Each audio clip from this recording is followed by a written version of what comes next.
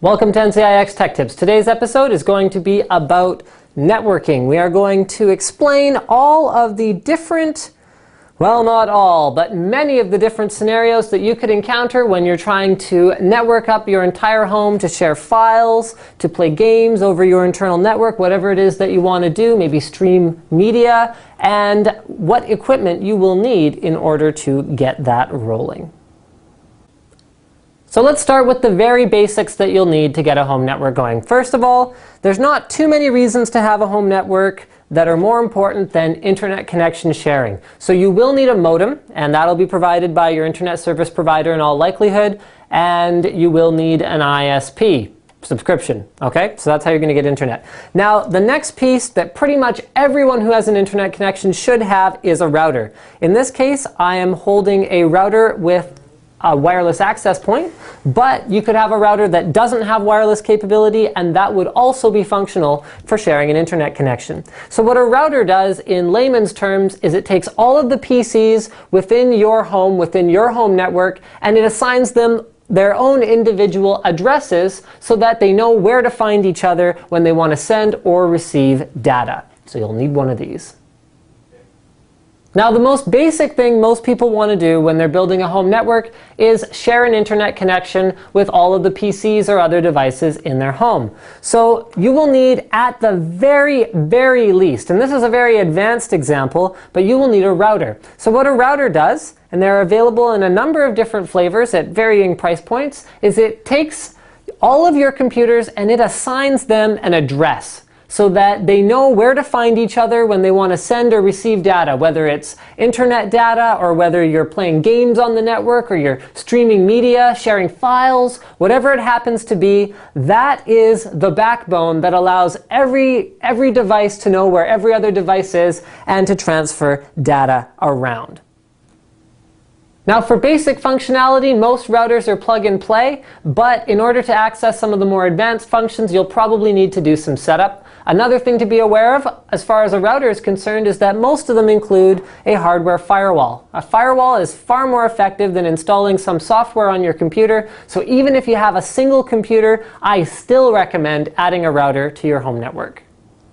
So I've got a few products in front of me here, and I haven't really talked about them much yet, but let's start with the most completely basic type of home network. So let's say you got two computers, both of them are in the same room. They're both in the same room that your modem is in. So your modem is the device that your internet service provider is going to give you that allows you to access your internet connection.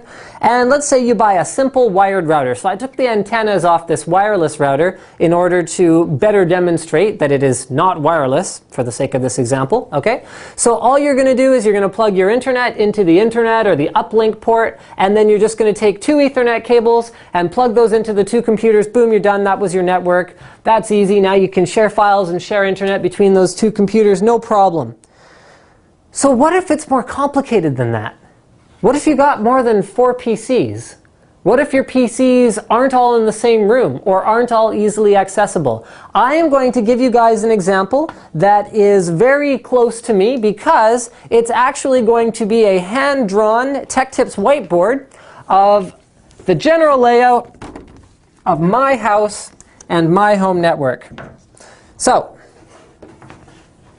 more to come. So let's start upstairs. Let's start with the basics. In the computer room / office room upstairs, there is a modem. So I've got my Shaw modem connected to my internet. Okay, I also have a router with a built-in wireless access point, but we'll get to that later. And that is all I need in order to connect the two desktop PCs that are in this room, the network printer that is in the little cubby next to it, as well as my Windows Home Server, which is also right next to it. So you can see that already between those 3 PCs and that one network printer, I've used up all 4 ports on a standard router. So I guess I'm going to need something more. Okay, so what I'm going to need to do is I'm going to need to add what's called a switch. A switch is pretty much like a router without any of the ability to assign addresses to PCs and devices. So all it does is it directs traffic from PC to PC or from device to device without assigning anything. So the router tells the switch where everything is and where everything should go, and then the switch actually makes sure that it gets there. So I've added a switch. So what I'm able to do that way is I'm able to have my router plug out of one of those ports into a switch, and I'm able to turn that one port into 7 additional ports. That allows me to easily plug in my 2 desktop PCs, my home server, my network printer, 1 or 2 test PCs in the room over here, and anything else that I could want to use. Like I was diagnosing a wireless issue with my laptop once, and I just ran the cable somewhere else in the room and I was able to plug it in because I have lots of extra ports on my switch. Now, a switch doesn't address every kind of issue. What about if I have a netbook in the guest bedroom, or if I have a notebook or my iPhone when I want to watch videos over the network in the master bedroom? Well, then I can't really use a wired connection very well because I can't just run it through one wall and it's a non-issue. I'd be running it up through the ceiling, and then I'd have to do a drop, and I'd have to put in a jack, and it's just way too much work for me. So then that's where wireless comes in. So this is actually the router that I do use at home, a DGL 4500, and I'm going to put just 2 of the 3 antennas back on it so that it at least symbolizes that now it is a wireless router. What a wireless router does is it allows you to have wireless clients that can communicate with all of the wired clients that are also connected to it. So that means that the desktop PC I have in here can share files with my iPhone, no problem. Wireless is available in a lot of different flavors. We'll talk a little bit more about that later.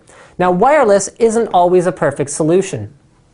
For example, my media PC downstairs and the notebook that I keep in the kitchen don't really have great reception to my wireless because of the way my house is constructed. So for those, I actually use a WD Livewire. WD Livewire is called Powerline Internet, and what it allows you to do is plug a Powerline adapter into any wall outlet in your house.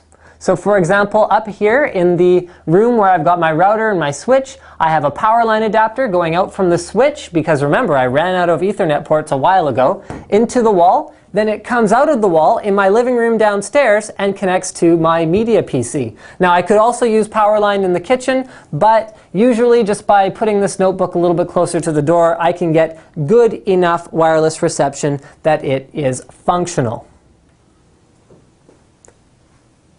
Now, this is a complicated example, but you can actually build a network like this with fairly inexpensive parts, or if you're willing to pay a premium, you can actually get a lot better functionality and obviously much faster speed out of your home network. So let's say I have very simple needs. So all I have is I've got 2 desktop PCs, I want to share an internet connection, and then I have a network printer or something.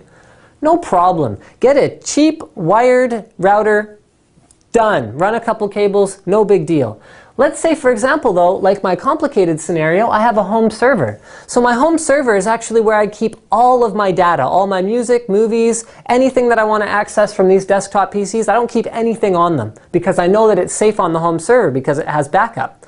So in that case, well, a basic router is not going to be good enough for me because it's only going to run at 100 megabit per second, which in practical terms is about 12 megabytes per second sustained transfer speeds between those PCs. It's not good enough. So what I have is a gigabit router. So gigabit allows me to transfer files up to 10 times that speed, so I can easily transfer very large files, whether they're HD videos, games, anything else that I happen to need, I can transfer between my desktop PCs and my home server. Now, what if I want gigabit connections beyond this router, beyond the 4 ports that I have? Well, then I can either get a 1000, so that is a fast Ethernet switch, if I'm just going to hook up a bunch of printers and other peripherals to it, or if I have other PCs, I might need a gigabit switch. So that's where we get into bottlenecks. So here's my gigabit router, and I got PC1, PC2, and PC3. Then I run my last wire into the switch, where I have PC4, 5, and 6. Now here's what you guys got to understand. If PC4 wants to talk to PC5, that's a gigabit switch right there. It's going to be at full gigabit speed. Same for PC4 to PC6. If PC1 wants to talk to PC6, that's full gigabit because we've got one full line all the way between those two PCs.